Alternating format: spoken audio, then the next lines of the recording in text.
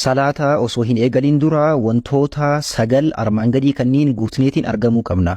Wantoonni sagalan kunniinis shuruuxa salaataa jedhamanii beekamu. Inshallah viidiyoo kana keessatti waa'ee shuruuxa salaataa wal qabatu tokko tokko isaatiin ilaallaa, sirriitti dhaggeeffadhaa, adda baafadhaa. Bismillahirrahmanirrahiim. Alhamdulillahi rabbil alamin. Assalatu wassalamu ala rasulillahi sallallahu alayhi wa sallam. Assalamu alaykum wa rahmatullahi wa barakatuh. Shuruuxa salaataa. Shuruuxa salaataa jechuun maalii isaanis meeqa ka jedhu ilaallaa. Shuruuxa salaataa jechuun jalqaba shuruuxa jechi jedhu jecha danuudha. Danuu jechuun jecha baay'ee jechuudha. Tokkochi isaa sharxiidha. Sharxii jechuun maalii? Ulaagaa jechuu. Shuruuxa jechuun immoo ulaagaalee. Ulaagaalee seerota akka jedhamutti jechuu. Akkasii shuruuxa jechuun kan akkanaati. Shuruuxa jechuun yookaan ulaagaalee jechuun maalii? Waan tokko osoo hin eegalin dura waan guutanii argamuu qabanidha. Fakkeenya qacarrii tokkoof osoo fakkeenya waajjirri tokko ulaagaalee kabaasuusi namni ulaagaa san hin guutin qacarrii san yookaan ammoo qaxarrii san keessatti hirmaatuu hin danda'u jechuudha. Akkuma san namni salaata kanaaf ulaagaalee sagalan armaan gadii kana hin guutin guuteetiin kan hin argamin salaata kana yoo salaatillee faayidaa isaaf hin qabu dirqamaan guuteetiin argamuu qabaa jechuudha. Shuruuxa jechuun maalidha? Maa yalzamu min adamihi al-adamu jedhan ulamaa'iin. Waa yoo inni dhabame wanti biraallee mashruuxni wanti inni ulaagaa godhameef sun kadhabamudha. Fakkeenya yoo inni hin jirre salaanni illee hin jiru ni badaa jechuudha. Akkasii shuruuxa salaataa jechuun osoo salaatatti hin seenin yookaan osoo salaata hin eegalin dura wantoota guutnee argamuu qabnudha. Yoo wantoota kanneen keessaa wantummaan tokkochi bade wantummaan tokkochi yoo hin argamin salaanni namaa ni badaa jechuudha. Shuruuxni salaataa sagali. Waliigala shuruuxni salaataa meeqaa? Sagali. Isaanis tokkoffaa al-islaamu. Al-islaamu jechuun maal jechuudha? Namni salaataaf dhufu kun, namni salaatuudhaaf deemaa jiru kun amantii islaamaa qabaachuu muslima ta'uu jechuudha. Amantii islaamaa qabaatee inni ofii isaatii maal ta'uu qabaa? Muslima ta'uu qabaa. Yaa'u islaama jechuun maqaa amantiiti, muslima jechuun ammoo hordofaa amantiiti. Namni salaatuuf deemu sun muslima ta'uu qabaa, amantii islaama jedhamu qabaatuu qabaa jechuudha. Osoo kaafira ta'e, kaafirri dhufee osoo salaatee salaatiin isaa rabbiin biratti fudhatama hin qabu, ajriin isaa hin qabamu. Garuu odoo dalagaa khayrii tokko ka dalagu ta'e namni kaafiraa fakkeenya odoo sadaqatee odoo khayrii garaagaraa ka dalagatu ta'e duniyaa karatti rabbii riskii waan garaa isaaf ni baasa. Garuu rabbiin biratti ajriin yookaan mindaan isaaf hin barreeffamu jechuudha. Rabbiin subhaanahu wa ta'aalaa aayaa quraanaatiin yoo dubbatu maal jedhaa? وقدمنا إلى ما عملوا من عمل فجعلناه هباء منثورا. وان إسان دلقا ور الكافرة دلقا ور المشركة دلقا كان دارا ببين فوتي اوكي فجاء تاسفني جل ربي سبحانه وتعالى. كناف أجري ربي براتي اتين أرغتاني جيشو آخرت ولساني فينتيتو.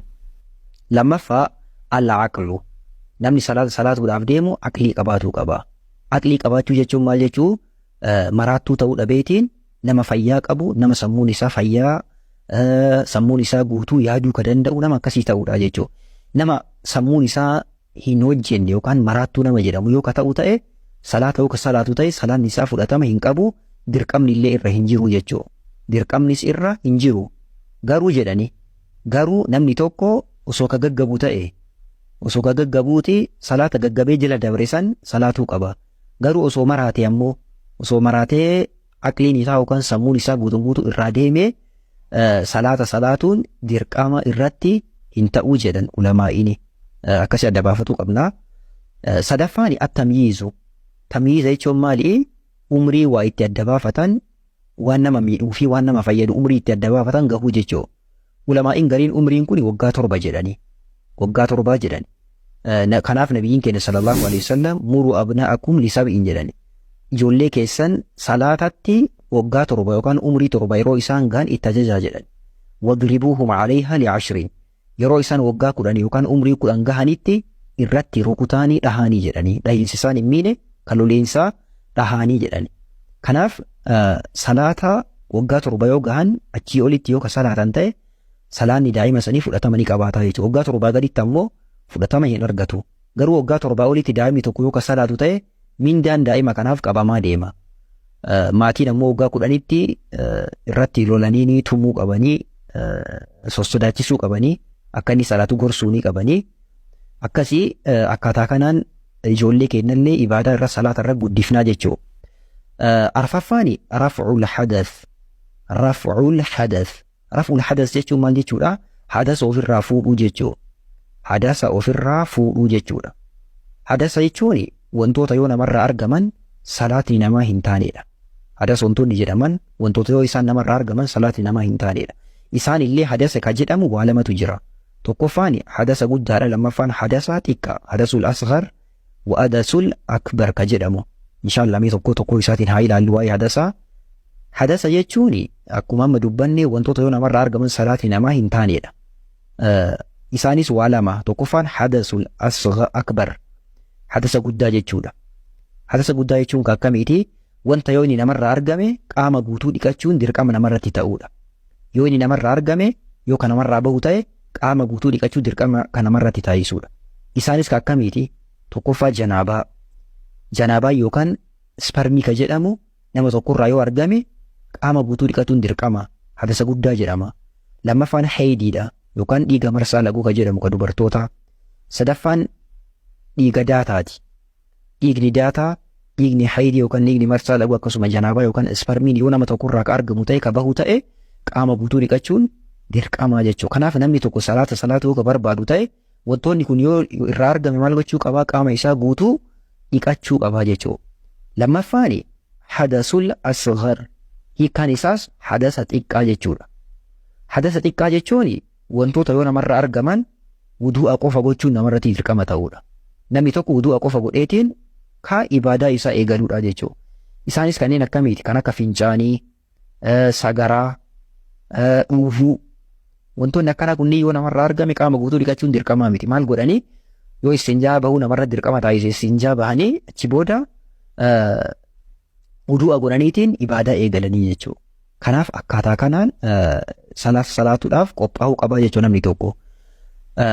Shanaffaan izaalatuun najaasa. Izaalatuun najaasaa jechuun maal jechuudha? Najisaa ofirraa deemsisuu jechuudha. Izaalatuun najaasaa jechuun najisa ofirraa deemsisuu jechuudha. Wantoota najisa ta'e namni tokko ofirraa deemsisuun dirqama. Wantoota najisa ta'e ofirraa deemsisuun dirqama. Najisa waan jedhamu iddoo sadii irraa deemsisa namni tokko salaatuudhaaf. Tokkoffaan qaama isaati. Qaama isaa irra najisni jiraatu hin qabu. Lammaffaa uffata isaati. Uffata isaa irra najisni jiraatu hin qabu. Sadaffaa iddoo itti salaatanii. Iddoo inni itti salaatu sanillee najisni jiraatu hin qabu. Najisa jechuun maal jechuudha ka jedhu waa'ee najisaa wal qabatu najisni maal fa'aa ka jedhu viidiyoo barnoota xaaraa keessatti hojjedhe. Viidiyoo kun armaan gadii kana ka qabu deemtanii ilaaluu dandeessanii.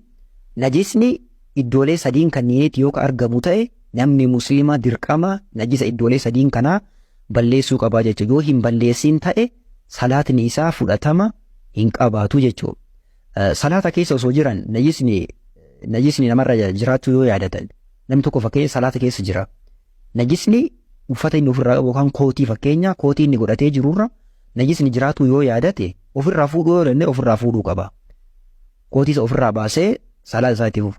Yoo ofirraa baasuu hin danda'ini yaada ulamaa'ii garii biratti dirqamaan salaata keessaa bahee booddee maal godhaa uffata qulqulluu san godhateetiin kan najisaa dhiisee salaata isaatti deebi'aa jedhan. Ulamaa'iin gariin ammoo yaa'u itti fufuu dirqama tokkan isa godhee warri jedhanillee ni jiru. Asoon uffata isaa qaama isaatii fi iddoo itti salaatu najisni jiraatu hin qabu. Najisa irraa balleessuun dirqamaa jechuudha. Inni ittaanu inni jahaffaan satrul awraa. Satrul awraa jechuun maal jechuudha? Awraa yookaan qaama awraa ta'e sattarachuu yookaan dhoksuu jechuudha. Awraan dhiiraa awraa ka jedhamu awraan dhiiraa daangaan isaa akkamii? Handhuura irraa kaasee hanga jilbaatii jedhan ulamaa'iin. Handhuura irraa kaasee hanga jilbaa cufamaa ta'uu qaba. Duubaa illeen afoonis duubaa afootti illee handhuura irraa kaasee hanga jilbaa ka jiru cufamaa ta'uu qaba. Jidduu kanatti yoo tokko yoo ka mul'atu ta'e salaanni isaanii bada. Awraan dubartiidha. Ka dubartoota ammoo awraan akkamii? Qaamni isii guutuun awraadhaa jedhan. Maal fa'a malee? Fuula. Sanuu ajnaba biratti fuula illee saaquun hin barbaachisu jedhanii shanacha. Ulamaa'ii garii biratti immoo miila gara gadaanu kana gara koomii kana jechuudha. Kiyyoo gadi yoo saaqtee ka salaatu ta'e eeyyamamaadha. Dubartoonni gariin akka akkamii salaatantu jiru. Uffata isaan qabu gurdii gabaabaa ni godhatu, qaama isaa ni mul'isa. Akkas ta'u wajjin naannoo jilbaa kana xiqqooma gad dabarsaniitiin godhatu. Gara mogolee kun ni mul'ata jechuudha. Akkas ta'uu hin qabu. Salaata keessan balleessa. Kanaaf eeggatuu qabdanii sirriitti of eeggannoo guddaa gochuu qabdanii iddoo kanatti. Inni torbaffaan dukhulul waqtii, yeroon salaataa seenu. Namni tokko salaata salaatuudhaaf jalqaba yeroon isaa seenuu qaba. Osoo yeroon salaataa hin gahin, osoo salaataaf hin azaanamin yookaan salaatu ta'e salaatni isaa fudhatama hin qabu. Maal gochuu qaba? Yeroon salaataa yeroo azaanametti, yeroon salaataa yeroo gahetti salaatuu qaba deebiseetiin jechuudha. Osoo yeroon salaataa hin gahin namni salaate deebiseetiin salaatuun dirqama. Yoo hin salaatini salaanni isaa fudhatama hin qabaatu Rabbiin biratti itti gaafatamaa jechuudha. Of eeggannoo guddaa gochuu qabna iddoo kanatti, of eeggannoo guddaa. Inni saddeetaffaan istiqbaalul qiblaa. Istiqbaalul qiblaa jechuun qiblatti garagaluu jechuudha. Namni salaata salaatuudhaaf deemu maal gochuu qabaa? Fuulaan gara qiblaatti garagaleetiin salaatuu qaba. Qiblatti yoo kan hin garagalle ta'e salaanni isaa fudhatama hin qabaatu. Yaa'u fakkeenya namni tokko kallattii qiblaa osoo wallaale, fakkeenya qiblaan kallattiin isaa garam akka ta'e hin beekne, iddoo wayii deemee karaa deemee jira. Jalqaba maal gochuu qabaa? Nama naannoo san jiru nama muslimaa barbaadeetiin qiblaan garamii jedhee gaafatee garagalee salaatuu qaba. Yoo nama gaafatu hin argatiin appilikeeshinii garaagaraa fayyadamuu danda'a. Alhamdulillah amma appilikeeshinii hedduu jira. Appilikeeshinoota fayyadama. Appilikeeshinii kanallee yoo hin qabaatiin, namallee yoo hin argatiin, kallattii makamiinuu yoo beekuu dhabe, aduurratti illee fakkeenya aduurraallee beekuu ni danda'ama. Kallattii saniillee yoo beekuu dhabe, takki ammoo kallattii akkaataa masjiidni ijaaramee jiru irraa yoo hubatuu dadhabe, yoo bakka kallattii kamiinuu itti bahuu dadhabe, kallattii moo'iitti garagaleetumaan niyyatee salaata. Salaata san deebisuun dirqamaa miti jedhani. Salaata san deebisuun dirqamaa miti. Kallattii moo'iitti niyyatee garagalee salaata san hin deebisu. Osoo isaa salaata keessa jiru namni itti himee barqee bilaa dogongortee jirtaa garana garagalee osoo jedhaniini kallattii namni garagalee isaan jedhe san garagaleetiin salaatuu qabaa jechuudha. Kana fakkaataa yaa'u iddoo kana adda baafatuu qabnaa, dhibaadhaa. Sirriitti yoo adda baafatan malee xiqqoo nama qabaa. Inni saglaffaan fi inni xumuraa anniyyatu niyyaadha. Niyyaa jechuun maaliidha? Salaata salaataa jiran kana, salaatuudhaaf deeman kana qalbiidhaan yaaduudha. Qalbiidhaan yaaduu jechuun fakkeenyaaf namni tokko masjiida osoo ka deemu ta'e niyyaa inni masjiida dhaqeef maali? Salaata jamaa salaatuudhaaf, salaatuudhaaf. Kanaaf niyyammaa inni masjiida dhaqeefu gahaadhaa jedhan ulamaa inni gariini. Asoon salaata hundarrattuu fakkeenya salaata zuhuriillee akka salaatuu barbaadnu qalbiidhaan niyyatuu qabna. Salaata asriillee akka salaatuu barbaadnu yeroo asriin gahetti qalbii keenya keessa jiraatuu qaba jechuudha. Niyya jechuun qalbii keenya keessa salaata kana salaatuu heeda ka jedhu nama jiraatudha malee arrabaan dubbatu miti. Namootni gariin dogongoraan kamaal dalagantu jiru, salaata akkana salaatuu niyyadhe jedhanii warra dubbatantu jiru. Wanti akkanaa dogongora shari'aa islaamaa keessa hin jiru. Niyyaan arrabaan hin dubbatamu. Niyyaan maali? Hojii qalbiiti. Waan qalbii keessa yaadanuu malee waan arrabaan dubbatanii miti. Kanaaf arrabaan dubbatuun sirrii miti jechuudha. Niyyaa arrabaan dubbatuun ulamaa'in maal jedhanii? Bid'aadhaa jedhan. Bid'aa jechuun maali? Waan guyyaa keessa islaamummaa keessa waan duraan hin jirre waan guyyaa keessa dhufee jechuudha. Salaata eegaluun dura homaan dubbatanii. Namni gariin akkam jedhu jira dogongoraanii. Astaghfirullah jedhee Allahu akbar jedhee itti seenaa. Kunillee dogongora. Wanti akkanaan jiru. Salaata bakka qalbii makeennan niyyannee osoo waan takka hin dubbatin Allahu akbar jennee itti seennee booda waan salaataamaaf keessa jedhamu jennaa jechuudha. Osoo takka hin dubbatin qalbii qofaan salaata eegaluu kana niyyatanii jalqaban. Sirriitti adda baafadhaa. Gaafilee shuruuxa kana salaataa kanaan wal qabatamee inshallah haa ilaallu. Xiqqoo gaafilee nama dhiban jedhee yaadu. Namni tokko osoo dagatee wuduu'a malee salaate salaata isaa maal gochuu qaba? Nama tokko salaata wahii fakkeenya salaata zuhurii wuduu'a qaba jedhee yaadee garuu wuduu'aan ala salaate maal gochuu qaba namni kuni? Namni wuduu'a dagateetiin namni wuduu'a qaba jedhee dagateetiin osoo wuduu'a hin qabne salaate takkii namni janaabaan irraa argamee osoo hin dhiqatin waan dhiqateetti fakkaateetiin namni dagateetiin namni salaate salaata isaa san dirqama deebisuu qaba. Dirqama salaata isaa san deebisee salaatuu qaba. Malee takkatti madabree jira jedhee achuma yoo kadhiitu ta'e sirrii miti. Kuni nama kamiifi? Nama hadasa xiqqaanillee hadasni guddaanillee nama irraa argameefi. wanta akka wudu'aa, janaabaa, wantoota dubbannee dabarsine san jechuudha. Namni akkanaa salaata isaa deebisuu qaba. Yoo dagateetiin wudu'a malee kan salaatu ta'e. Okay, namni najisni qaama isaa, uffata isaatii fi iddoo itti salaatu irra jiru. Osoo salaata san dagatee salaatee maal gochuu qaba? Salaan isaanii badamuu hin badu. Akkaataa lamaan deebi'a kuni. Kana deebii akkaataa lamaan deebifna. Tokkoffaa nama dagatee salaate. Lammaffaan ammoo nama osoo beeku salaate. Osoo uffata isaa irra jiru najisni akka najisni uffata isaa irra jiru garuu ni beeka, garuu hin dagate.